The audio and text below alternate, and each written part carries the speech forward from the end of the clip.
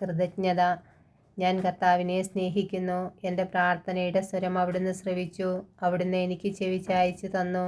ഞാൻ ജീവിതകാലം മുഴുവൻ അവിടുത്തെ വിളിച്ചപേക്ഷിക്കും. മരണക്കെണി എന്നെ വലയം ചെയ്തു. പാതാളപാശങ്ങൾ എന്നെ ചുറ്റി. ദുരിതവും തീവ്രവേദനയും എന്നെ ഗ്രസിക്കുന്നു. ഞാൻ കർത്താവിൻ്റെ നാമം വിളിച്ചപേക്ഷിച്ചു. കർത്താവെ, ഞാൻ യാചിക്കുന്നു, എൻ്റെ ജീവൻ രക്ഷിക്കണമേ. കർത്താവ് കരുണാമയനും നീതിമാനുമാണ്.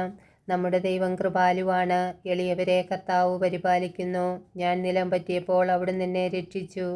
എൻ്റെ ആത്മാവെ, നീ ശാന്തിയിലേക്ക് മടങ്ങുക. കർത്താവ് നിന്റെ മേൽ അനുഗ്രഹം വർഷിച്ചിരിക്കുന്നു. അവിടുന്ന് എൻ്റെ പ്രാണനെ മരണത്തിൽ നിന്നും, ദൃഷ്ടികളെ കണ്ണീരിൽ നിന്നും, കാലുകളെ ഇടർച്ചയിൽ നിന്നും മോചിപ്പിച്ചിരിക്കുന്നു. ഞാൻ ജീവിക്കുന്നവരുടെ നാട്ടിൽ കർത്താവിൻ്റെ മുൻപിൽ വ്യാപരിക്കും. ഞാൻ കൊടിയ ദുരിതത്തിൽ അകപ്പെട്ടു എന്ന് പറഞ്ഞപ്പോഴും ഞാൻ എൻ്റെ വിശ്വാസം കാത്തു സൂക്ഷിച്ചു.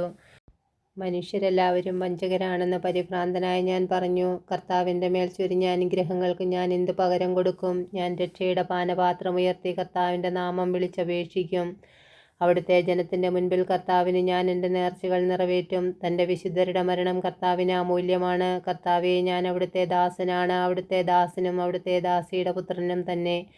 അവിടുന്ന് എൻ്റെ ബന്ധനങ്ങൾ തകർത്തു. ഞാൻ അങ്ങേക്ക് കൃതജ്ഞതാബലി അർപ്പിക്കും. ഞാൻ കർത്താവിൻ്റെ നാമം വിളിച്ചപേക്ഷിക്കും. അവിടുത്തെ ജനത്തിൻ്റെ മുൻപിൽ കർത്താവിന് ഞാൻ എൻ്റെ നേർച്ചകൾ നിറവേറ്റും. കർത്താവിൻ്റെ ആലയത്തിൻ്റെ അങ്കണത്തിൽ ജെറുസലേമേ, നിന്റെ മധ്യത്തിൽ തന്നെ കർത്താവിനെ സ്തുതിക്കുവേൻ.